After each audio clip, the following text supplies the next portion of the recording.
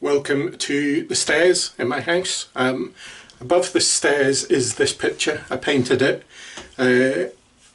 probably 10 years ago now, a while ago. Before I had kids, I used to exhibit quite a lot, but then you have kids and you don't have much time. But this painting was an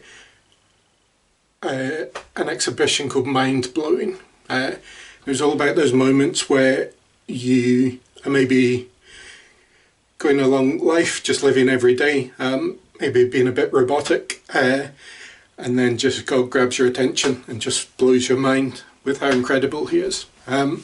So today's devotion is simply to encourage you to take some time today to dwell on how incredible God is. Just take a few moments to think about the things that blow your mind, that just you can't comprehend.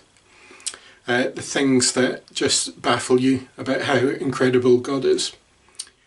If you're not sure what to think about God, then I'm going to read you a bit of scripture, a bit of the Bible. So there's a guy, Paul, who starts off hating Christians, goes about actually killing a lot of the early church. Bunch of Jesus's followers is there as they have rocks chucked at them until they die.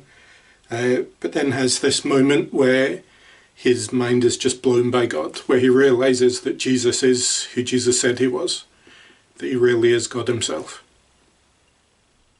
And Paul goes on and starts loads of churches all over the place. He can't stop talking about how incredible Jesus is. Everywhere he goes, he just wants to tell people about how incredible Jesus is.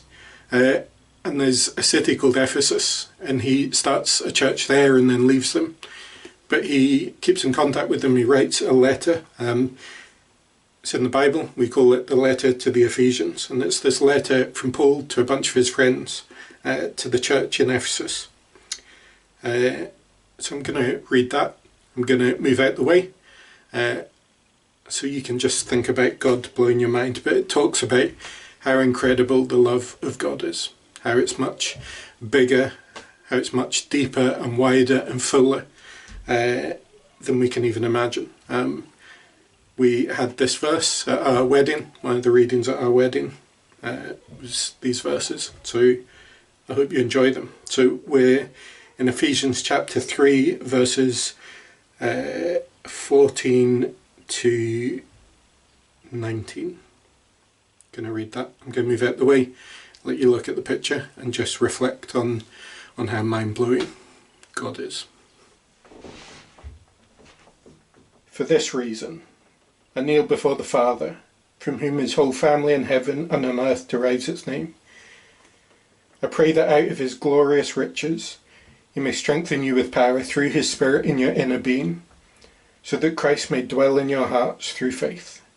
And I pray that you, being rooted and established in love, may have power together with all the saints to grasp how wide and long and high and deep is the love of Christ, and to know this love that surpasses knowledge, that you may be filled to the measure of all the fullness of God.